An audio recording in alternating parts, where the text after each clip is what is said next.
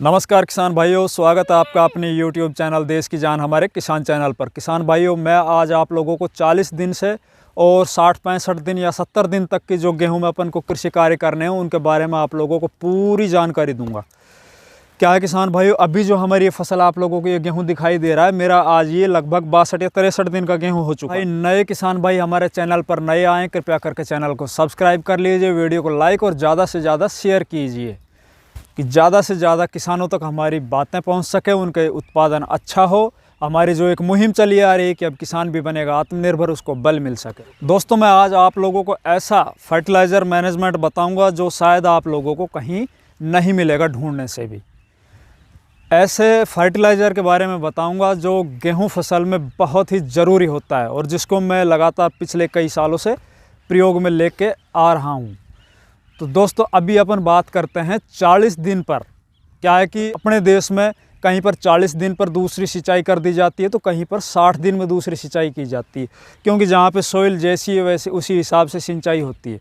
तो जिन किसान भाइयों ने दूसरी सिंचाई अभी कर चुके हैं या जो करना चाहते हैं, आगे करनी है जिन लोगों को, उनको मैं अभी बता रहा हूँ आप लोगों को कि अगर जिन किसान भाइयों की मिट्टी हार्ड है, जिन किसान भाइयों की मिट्टी खेत की हार्ड है, जहाँ पर खारा पानी है, कलर वाली ज़मीन है, जहाँ पर पानी लगातार 2-2 दिन 3-3 दिन खड़ा रह जाता है खेतों में, वो किसान भाई दूसरी सिंचाई में यूरिया की बजाय, अगर आप लोगों ने पहली सिंचाई में यूरिया का पूरा प्रयोग कर लिया है तो दूसरी सिंचाई में आप यूरिया मत डालिए।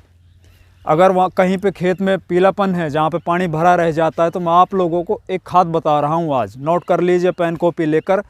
उस खाद का नाम है अमोनियम सल्फेट। मैं अपना एक्सपीरियंस शेयर कर रहा हूं दोस्तों, आप करके देख लीजिए, खेत के छोटे से टुकड़े में करके देख लीजिए। जिन खेतों में पानी का ज़्यादा भराव होता है, जहां पर गेहूं पीला पड़ जाता है पानी की वजह से, ज़मीन है जो पानी को सोखती नहीं, 2-2 3-3 दिन खड़ा रह जाता है पानी, उन खेतों में आप यूरिया की बजाय अमोनियम सल्फेट यूज़ कीजिए। उसमें 21% नाइट्रोजन तो उसको मिल ही जाएगा, साथ में उसको 24% सल्फ़र की भी पूर्ति हो जाएगी। दोस्तों, अमोनियम सल्फेट के मैं आप लोगों को फ़ायदे बताता हूँ क्या है। इसमें एक तो 21% नाइट्रोजन तो होएगा, साथ में 24% सल्फ़र की मात्रा होगी। इससे क्या होगा कि जिन खेतों में पानी का ज़्यादा भराव हो जाता है वो मिट्टी एकदम लॉक हो जाती है। तो इस खाद को डालने से मिट्टी फूल जाएगी, आपकी मिट्टी है वो फूल जाएगी, और मिट्टी फूलने से उसमें हवा का ज़्यादा संचार होगा नीचे जड़ों में जितना ज़्यादा हवा का संचार होगा, जड़ें उतनी ही ज़्यादा फैलेंगी नीचे और वो मजबूत हो। जहाँ पे पानी का ज़्यादा भराव हो जाता है, पीलापन आने का मुख्य कारण यही होता है कि वहाँ पे हवा का संचार नहीं हो पाता है मिट्टी में, नीचे ज़मीन में, तो उनकी जड़ों में हवा नहीं जा पाती।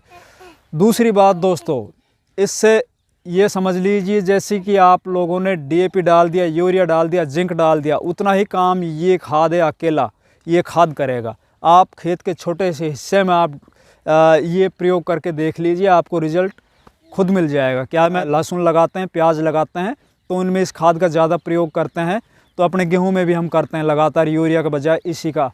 तो जहाँ पे आप यूरिया का एक बैग दे रहे हो, वहाँ पे इसको आप आधा बैग एकड़ के हिसाब से दे दीजिए, बहुत गजब रिजल्ट मिलेगा। दूसरी बात, गेहूँ में दूसरी सिंचाई करते वक्त आप DAP का प्रयोग ज़रूर कीजिएगा।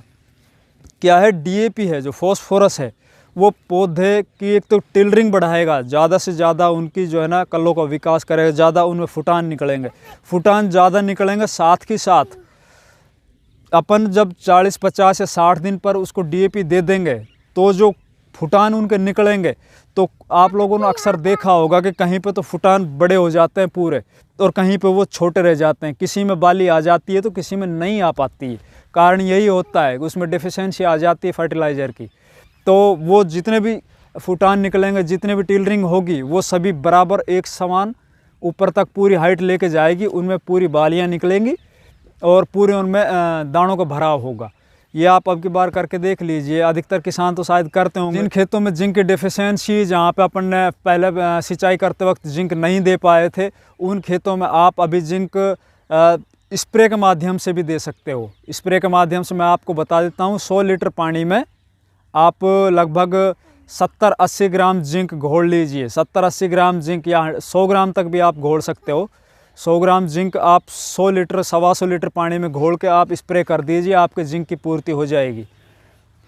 देखिए, सर्दी के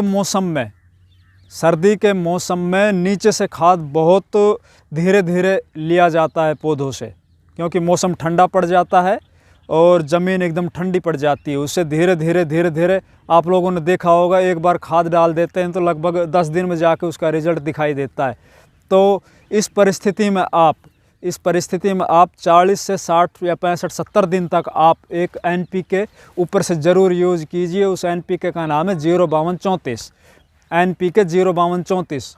उसमें आप लोगों को एक फॉस्फोरस तो मिलेगा ही, साथ में आप लोगों को पोटास और मिल जाएगा। पोटास भी किसी भी फसल में बहुत ही महत्वपूर्ण उर्वरक होता है, और आगे जाके जितनी भी इसमें बालियां बनेंगी, दाने बनेंगे, उसमें वो सहायक होगा। तो अपन उसकी पूर्ति है वो अभी से करते चलेंगे।